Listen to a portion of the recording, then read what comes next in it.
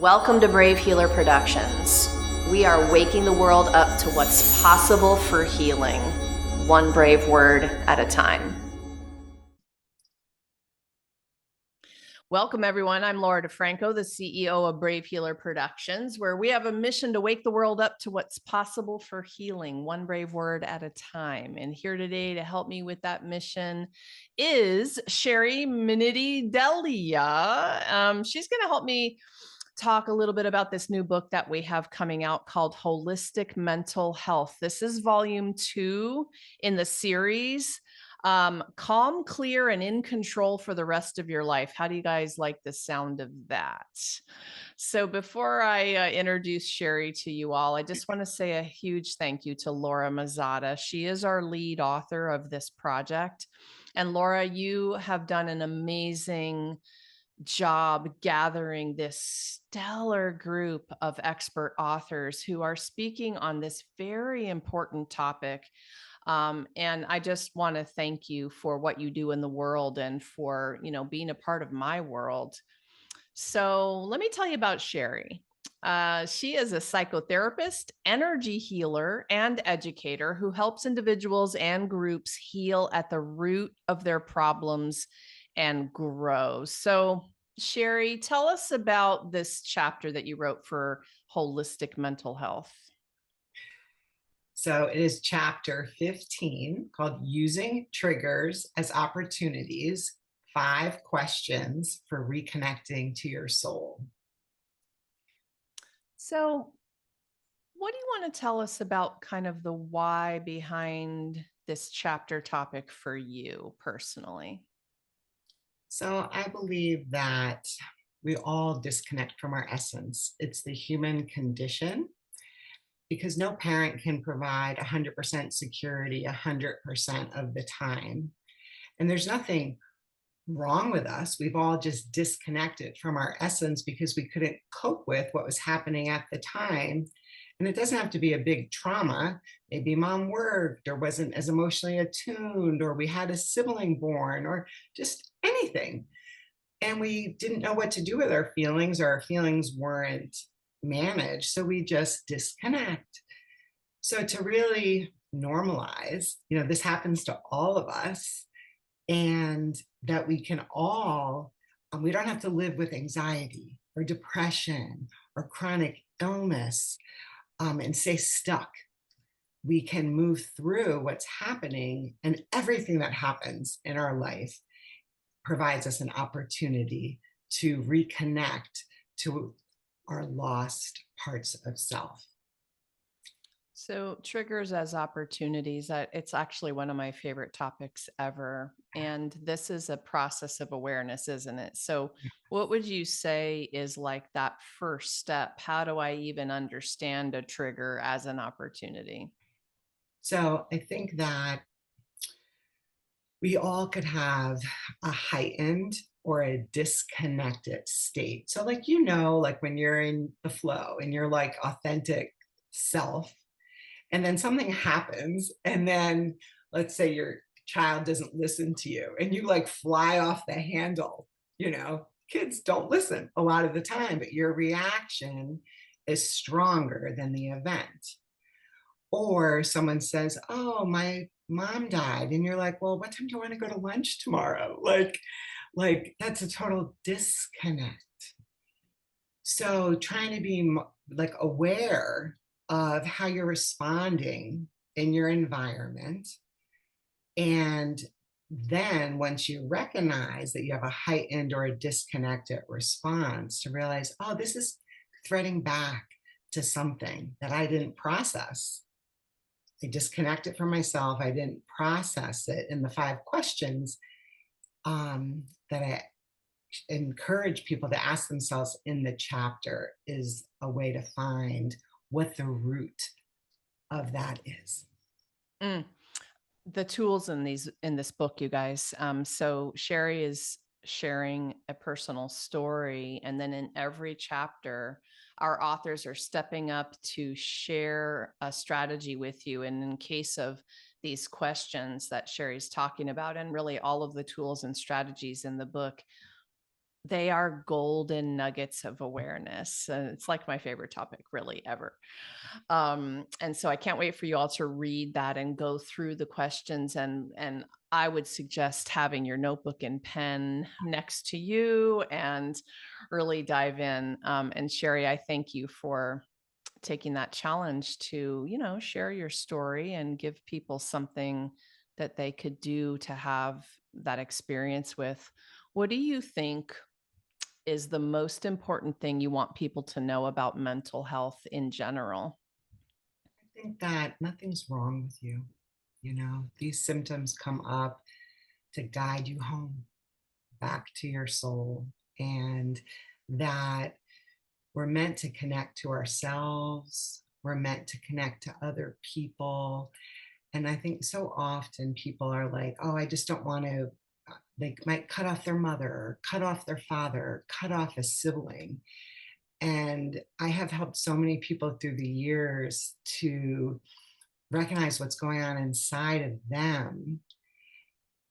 And as they do that, the relationships flourish and they don't, I just want the world to heal. I think if we all heal, we see the goodness and the love in everyone, and we recognize what's happening. We're all getting triggered and bumping up against each other's triggers at the same time. And I think that getting angry is not always, but sometimes a defense to protecting us from our own hurt and pain. So to just dig a little bit deeper, uh, and before just like going to cutting off, because that too is a defense to protect ourselves from pain. And it might be how you adapted as a child. So you're doing the same thing in your relationships today. And then as you shift, everyone around you shifts. So I notice the more healthy I get, then my husband shifts, my kids shift. And I feel a little more love for them, and a little more as I feel a little more love for myself. I mean, this is big deal stuff that you're talking about, right? This changes lives. Yeah. And this is so perfect because this next question I have for you is really about community. So if you Mhm. find yourself closing off from those possibilities, that's not going to be a great thing, right? To me, community has been the difference between success and failure for sure, having to do with my own mental health. Tell me about your community and what that's meant to you, So when you say my community, meaning, however you define that. yeah, wow. So I think of my community as really the whole world. I mean, I'm in community with my family, in community with my clients, I'm in community with other healing practitioners, in the groups I facilitate out in the world, and just recognizing that everything that happens is the universe, trying to help again me find my way back home. So the community is helping me. Sometimes it's through a hug and loving me. Sometimes it's through triggering the hell out of me, but it's all in my highest good.